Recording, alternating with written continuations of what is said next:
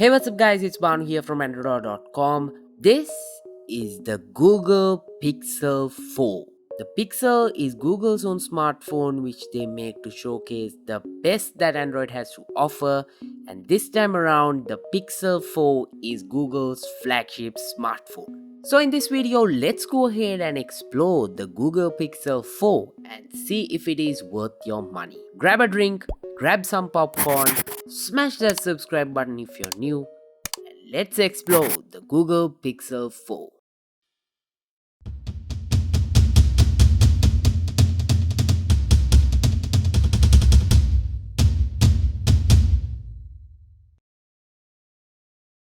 Let's directly talk about the Pixel 4, starting off with the design.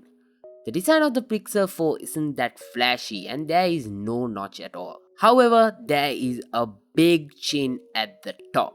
Even though most of the smartphones are trying to focus on shrinking the bezel, the Pixel is focused on having an effective design. There are also no curves on the side of the display, and this will completely eliminate the accidental touches. However, the display gets a A+ rating from DisplayMate, and it's also a pretty great display because it is a 90Hz display that Google calls a smooth display. The Pixel 4's display has a variable refresh rate, so sometimes it'll be on 60Hz, sometimes it'll be on 90Hz, so you can make the most out of this. The display looks quite good in person and it's very responsive. The Pixel 4 that I have over here is in the black color.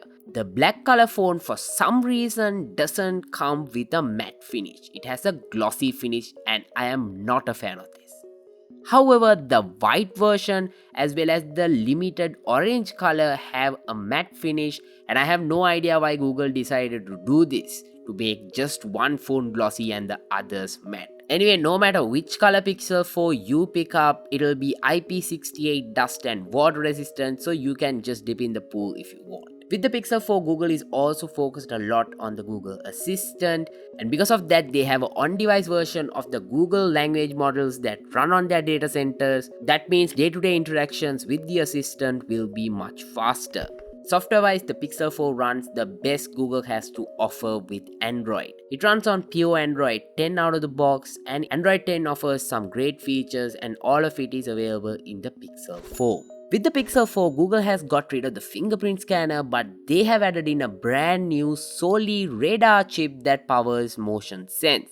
According to Google, the Pixel 4 has the fastest face unlock system on any smartphone. The Pixel 4 has two face unlock IR cameras, a dot projector, and a flood illuminator. This makes the Pixel 4 incredibly fast to unlock, and it's pretty accurate too. All you have to do is set up your face to make use of face unlock. The setup process is quite simple as well, and once you have set up your phone with your face, it's pretty simple to unlock no matter where you are. With the Pixel 4, it's able to sense when a user takes the phone to a hand, and it's incredibly fast to unlock. That's not all the motion sensing Solar radar chip can do with the Pixel 4, because it has also some other motion sensing features on the Pixel 4. There are a set of handheld gestures such as Active Edge, jump to camera, flip camera, as well as system navigation, and a bunch more. But the sad news if you're living in a country like Sri Lanka is that quick gestures as well as other motion sense features will not work here because the Pixel 4 is not supported in this country. In my opinion, this is quite unfair because some people will be paying over $1,000 just to get their hands on the Pixel 4. So when flagship features like this aren't working, then I will have to think once again whether this Pixel 4 is really worth it. In my opinion, if I have to buy the Pixel 4 again, I personally would not. This warning actually made me feel really disappointed about the Pixel 4. The disappointment of the Pixel 4 then continues into the camera as well. The Pixel 3 beat almost all the other smartphones just with that single camera last year. However, this time around, Google has completely omitted the trend of the ultra-wide angle sensor and has just gone with a 2-time telephoto sensor at the back along with the regular wide camera. So in no way we can call this camera a versatile camera. Forgetting the lack of an ultra wide angle camera on the Google Pixel 4, it produces some really great shots on this. Another cool thing about the Pixel 4 is that it's able to preview what a HDR plus processed photo looks like in the camera app even before you shoot it. So that's pretty awesome. So your end result will look quite similar to what you see in your viewfinder. There are also a bunch of other features that the camera UI packs, and without talking much about the camera, let's go ahead and see the results so you can judge how good the camera of the Pixel 4 really is. Check out these camera samples that I shot with the Google Pixel 4 and note that none of it is edited.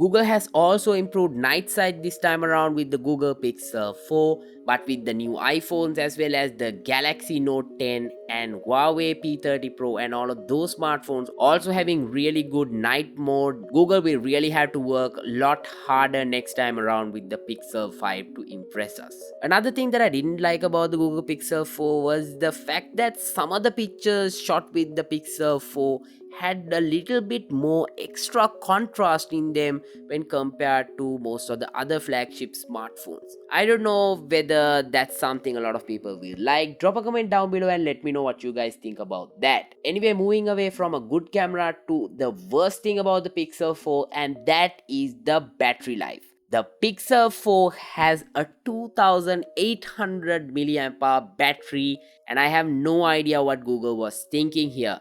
With a 90Hz display powering the Google Pixel 4, I have no idea how Google is expecting us to get at least one full day's use out of the Google Pixel 4. It's true that it has fast charging, but that's not gonna cut it. The battery life is not good at all. And that's not it. Google is still sticking to 64 gigs of internal storage as the base model, just like Apple with their iPhones, and I don't think any of these companies should continue to make 64 gig smartphones. Come on guys, it's the end of 2019. When we pay $1,000 for a phone, I think we deserve way more than that. Let's stick to 128 gigs as the starting, and then let's take it up from there, shall we? At least let's try to get that right next time around. Kudos to Huawei and Samsung for starting up with 256GB of internal storage on the P30 Pro as well as the Galaxy Note 10 Plus. Anyway, the Google Pixel 4 is priced at around $800 and you can get that imported if you want. And there's also a Google Pixel 4 XL which will cost $900, and inside the box you'll be getting a set of earphones, a USB Type-C cable as well as a fast charging capable charging brick. Now let's get to the golden question. Should you buy the Google Pixel 4?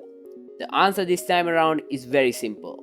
No, please don't buy the Google Pixel 4 if you're from a country that Google is not supporting the Google Pixel 4. I really think Google should have thought about the restrictions as well as the permissions before they put out the Google Pixel 4 to make sure that it's compatible with most of the countries. At the beginning of this year, I was really excited for the Google Pixel 4, but after the announcement, my excitement almost died.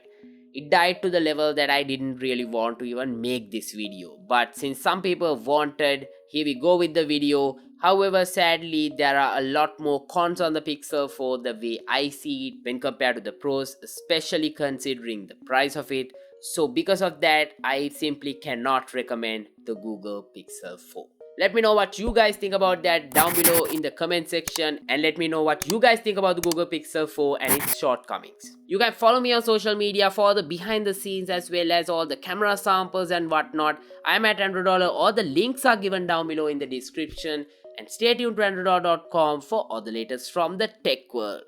Until I see you guys in my next video, this is Banu signing out.